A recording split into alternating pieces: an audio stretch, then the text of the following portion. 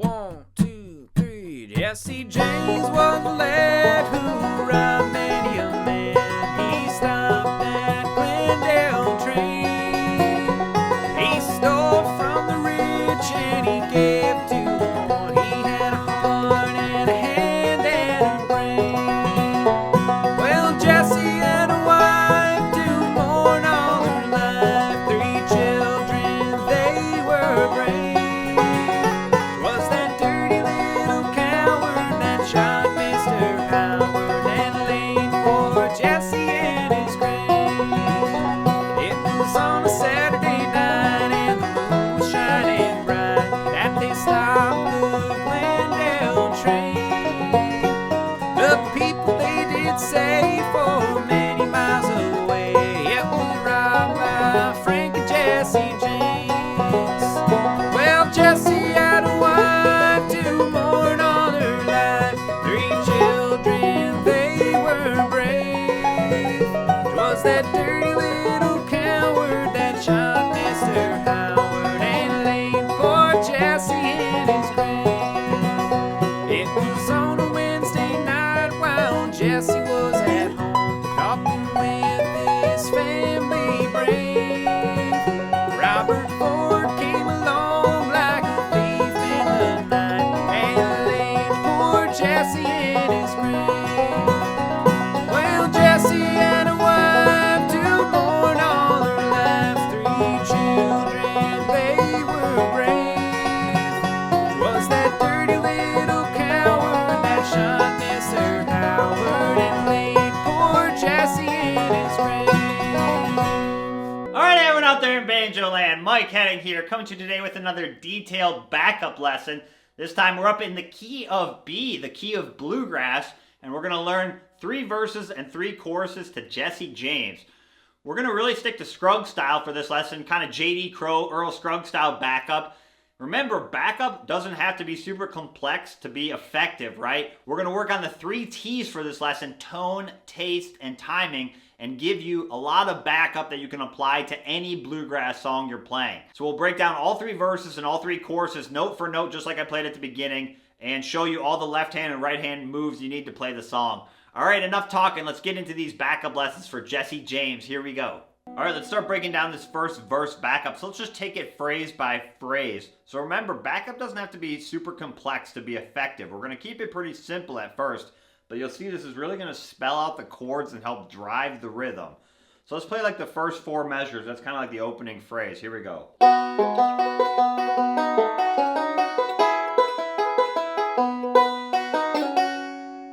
Okay, so we're going to start with a classic pinch on strings 3 and 1. Again, remember, I got my capo on the 4th fret. I've got my 5th string tuned up to B, so I've got my railroad spike at the 9th fret. Right, so I'm thinking in the key of G, but it's going to sound like the key of B. And we're going to start with this classic pinch, index and middle finger, strings 3 and 1. That really sets the rhythm with that kind of pow. And then we're going to do a 2-5 slide on the 4th string with forward roll. You've probably seen this before. Can't loop it because it starts with that pinch, but the other thing I like to do there is kind of accent my middle finger a little bit. Just kind of gives it a cool rhythm. And then we're going to do like a kind of a leading lick, G7 lick going into our C chord relative to our capo. We're going to do an alternating thumb roll. So strings 3, 2, 4, 1 with that 3rd fret down. Again, spelling out that 7th chord, right? That's going to lead into that C. You hear that? So we have... So basically what you do is you slide up, and then you just slide back down to the 3rd fret. And then you do a 2-3 hammer-on.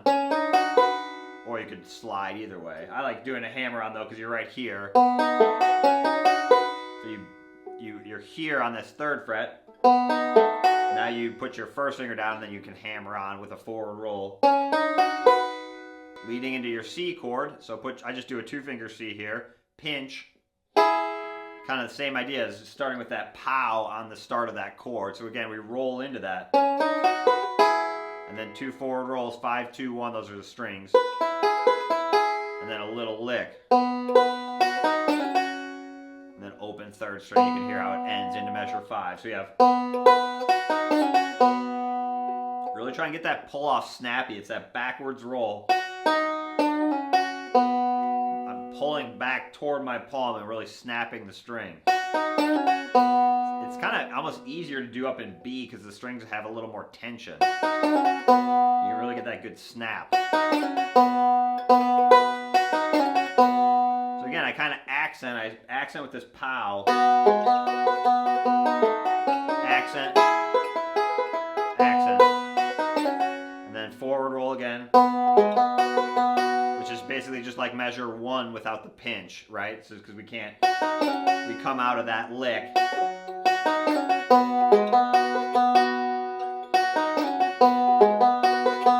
then just the classic Scruggs lick, which is a good leading lick.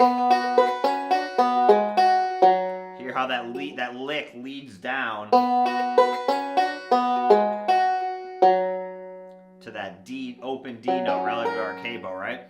So again, you can see how we're using these classic Scruggs licks that you're probably familiar with if you're an intermediate level player, right? Measure 4, measure 5, honestly too, classic backup lick, and then measure 6.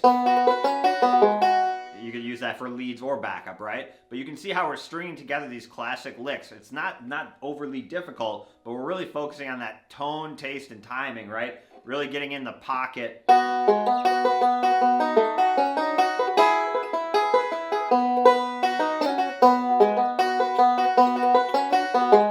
Now classic 2-measure D lick.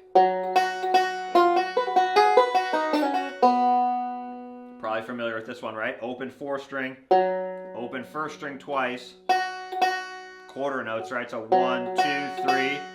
And then your thumb of your right hand comes down, you do a 2-3 hammer on the 2nd string, thumb middle, so 2nd string, 1st string, and then a little forward reverse roll lick. Right, pretty easy. So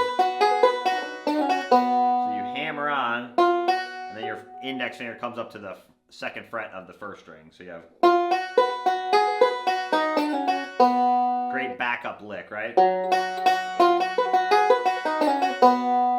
Back into forward roll, back to G. So you can hear how that D, 2-measure D lick leads back to G very nicely. And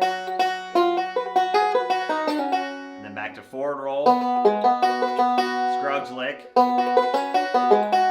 that leads into a C as well. Now right here, just keep your 2nd finger down, middle finger, and put your other 2 fingers down to C and do this little lick. You're gonna go. Classic Scruggs walk down lick. There's different variations of this, but we're going to do kind of a simple one for this case. So you come out of that Scruggs lick and measure 10. Thumb of your right hand comes up and walk down 1st fret, 2nd fret, 3rd string, and then a alternating thumb roll, alternating thumb. So that'd be a good one to loop, you know. That's what we're doing there. So you have, let's do measures 9 through 11. We have.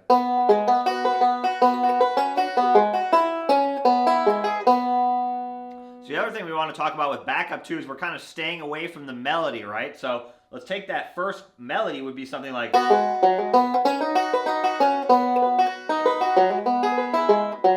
Right, so the melody kind of starts up on this slide, 2 to 4. And then the C lick kind of goes down, right? So what we're going to do kind of with our backup again is stay away from that. So instead of sliding here, we're sliding lower, right? And then we kind of go up and grab these higher notes on the C when the melody goes down. So you don't always have to remember that if you're just playing backup on a song you've never heard before. But as you get a little more dialed in, start to think of that in relative terms. Like, okay, the melody starts high and then it kind of goes down low and then it goes back up. So if that's the case, even if you don't know the exact notes, right, just think of that kind of the graph of the melody of the pitches, right, if it's going up or down, right? And then you can craft your backup to kind of complement that. So if the melody starts up high, a little bit higher, right, on in this case, the third degree of the scale, we're going to start on the root, so start a little lower, and then as the melody goes down, we kind of go up. So you can see how, again, if you graph them out with the pitches, we're kind of dancing around each other rather than just playing something note for note similar, which is generally discouraged when you're playing backup, right? So that's what we're doing with that opening melody, right? So we're starting low, and then going high, and then just playing a lick, right? And then again, just kind of generic backup. You can always just roll the high note open too, right? It doesn't mean you can never play the melody. And then we're throwing in a lick. And then the melody on the D chord would be here, right? Right? The second fret of the third string. So again, we're playing a lick there that stays out of the way of that. We're going high. And then back down low. Same thing here. The melody would go down. And we're mimicking that going down in pitch. But we're starting from a higher pitch. So again, it kind of complements it, right? That's what we're doing there. And then back to G, forward roll. Great, just forward roll lick, right? Doesn't have to be complicated. Again, that's another one I kind of like to accent my middle finger a little bit. Just gives it a cool syncopated rhythm. And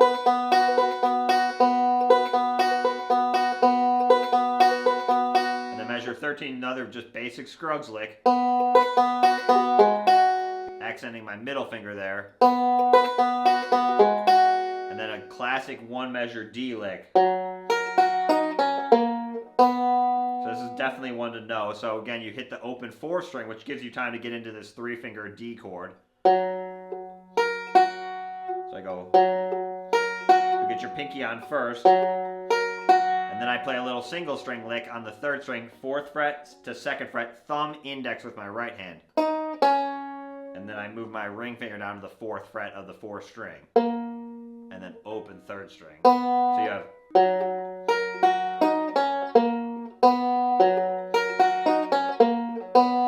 J.D. Crowe or Scruggs style lick. We'll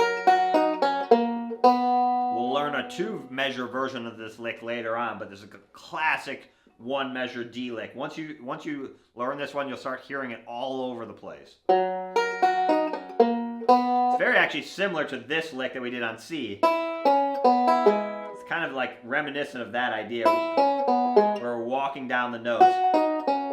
We're not playing exactly that, but it's a similar idea.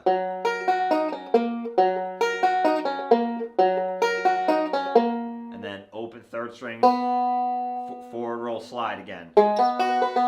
See how we're ending a lot of the phrases with that forward roll too. Can't get in too much of that lick, right? And then down to the 3rd fret with a forward roll, which is going to lead into the chorus. Again, so you see how we're spelling out that G7 to lead into that chorus. And then into chorus 1 back up. We'll break that down in a second. All right, let's listen to me and Clint play that first verse so you can hear it in context. 1, 2, 3. Jesse James was a lad who robbed many a man. He stopped that Glendale train. He stole from the rich and he gave to the poor. He had a heart and a hand and a brain. Well, 1, 2, 3. Jesse James was a lad who robbed